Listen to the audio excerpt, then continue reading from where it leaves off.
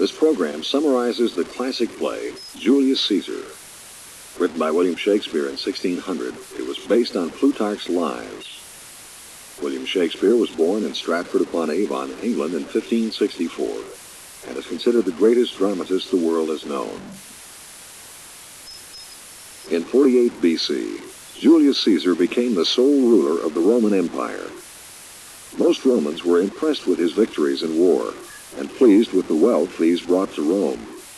Some of the Roman nobles, however, did not trust Caesar. They feared he had become too mighty and would abuse his position. Other noblemen were simply envious. They wished to possess some of Caesar's power. 4 years later, Caesar returned to Rome after another successful military campaign. The Romans filled the streets to cheer Caesar as he passed. Out of the crowd, a soothsayer, or prophet, called to Caesar, "Beware the Ides of March." But Caesar ignored the man and his warning about March 15, and simply said, "He is a dreamer. Let us leave him." Two Roman noblemen, Cassius and Brutus, were watching the procession. After Caesar had passed, Cassius spoke bitterly of Caesar's power and of his fear that the people would want to make Caesar their king. Brutus insisted that he loved and respected Caesar and only feared that Caesar might misuse his powerful position. Cassius, however, replied that he and Brutus were as manly as Caesar. Then he told of how he had once rescued Caesar from the Tiber River, and Cassius concluded jealously, "This man is now become a god, and Cassius is a wretched creature." As Cassius and Brutus talked, they heard shouts in the distance. Brutus said, "I do fear the people choose Caesar for their king." Who became sole ruler of the Roman Empire in 48 BC? Yes, what did the prophet say to Caesar? Yes, what were Cassius' feelings toward Caesar? What were Brutus' feelings toward Caesar? After a time, Caesar and many of his followers returned. Brutus stopped Casca, another nobleman, to ask what had happened. Casca said that Mark Antony had offered a crown to Caesar 3 times. Caesar refused the crown each time, and the people cheered. But Casca believed Caesar secretly wished to accept the crown. That night, a terrible storm with rolling clouds, thunder, and lightning shook Rome. During the storm, Casca and Cassius chanced to meet. Casca had news which did not please Cassius. He said, "They say the senators tomorrow mean to establish Caesar as a king."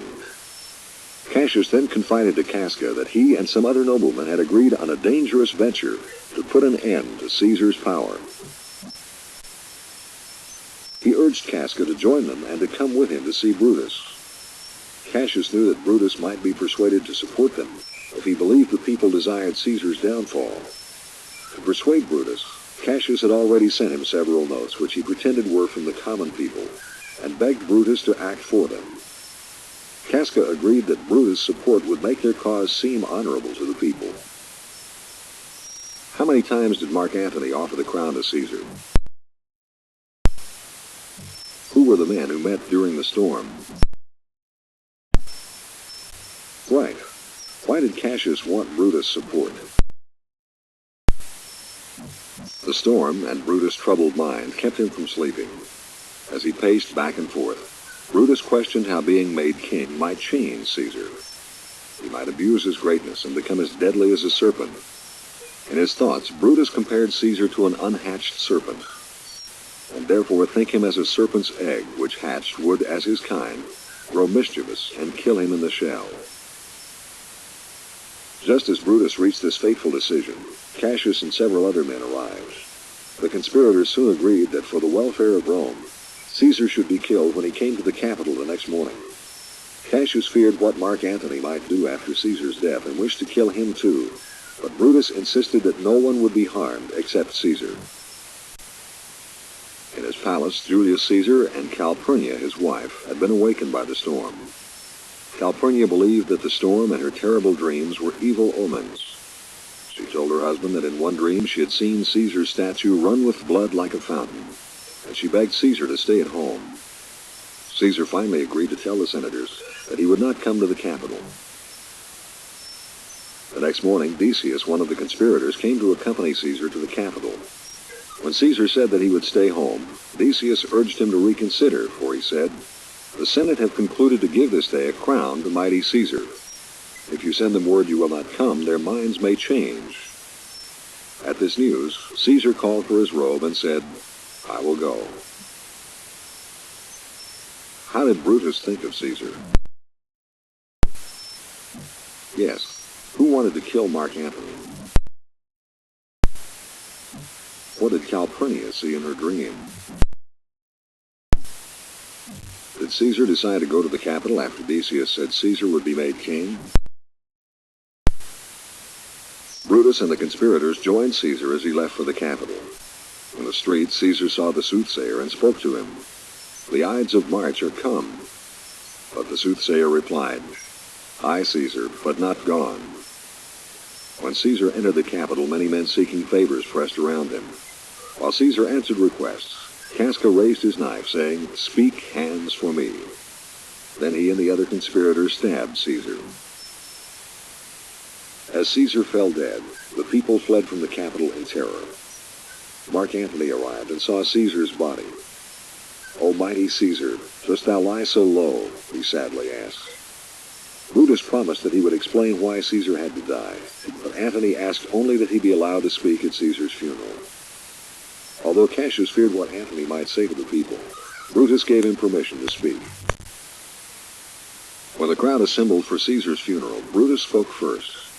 He told the people that Caesar was ambitious and that he had to die for the good of Rome.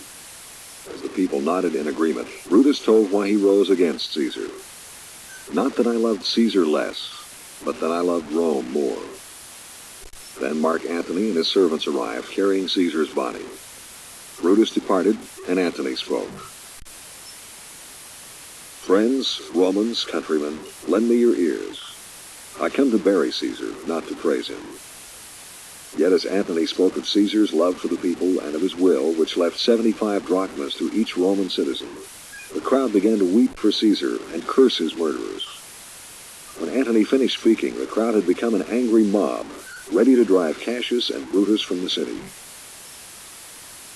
Did all the conspirators have the same motive for killing Caesar? Correct. Who granted Mark Antony permission to speak at Caesar's funeral? Good.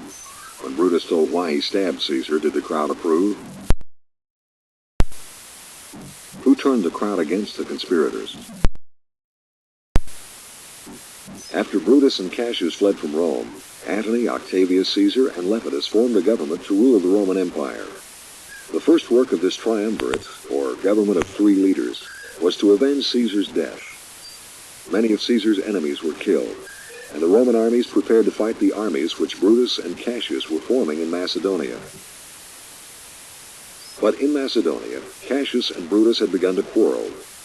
One of Cassius' men had been condemned by Brutus for taking bribes. Cassius defended the man, saying that they had more important things to consider. But Brutus asked, "Shall we now contaminate our fingers with base bribes?" Their quarrel was interrupted when they received word that the armies of Octavius and Mark Antony were nearby. Cassius believed that they should wait and let the enemy find them, but Brutus wished to seek out the enemy and attack them on the plains of Philippi. He reasoned, "Our legions are brimful, our cause is ripe." Cassius finally agreed. They made plans to move their armies the next morning.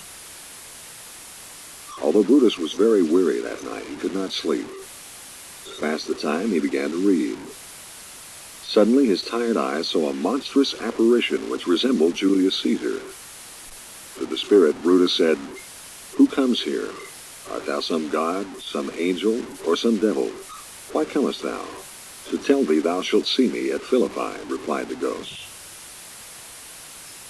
What was the government of Antony, Octavius, and Lepidus? Yes. Did Brutus and Cassius always agree? Right. Who wanted to seek the enemy and attack? The next day, Brutus attacked the army of Octavius Caesar and drove them back. Cassius attacked the forces of Antony, but he was soon surrounded. Cassius knew that if he were captured, Antony would parade him through the streets of Rome as a prisoner. To prevent this disgrace, Cassius ordered his servant to stab him and end his life. As he died, Cassius cried, "Caesar, thou art revenged." After regrouping his forces, Brutus attacked again. But in this battle, his army was badly defeated, and Brutus was forced to flee. Rather than be captured, Brutus asked his servant to hold his sword while he ran upon it. "I know my hour has come. Caesar, now be still." And while his servant turned his face, Brutus threw himself on the point of his sword and died.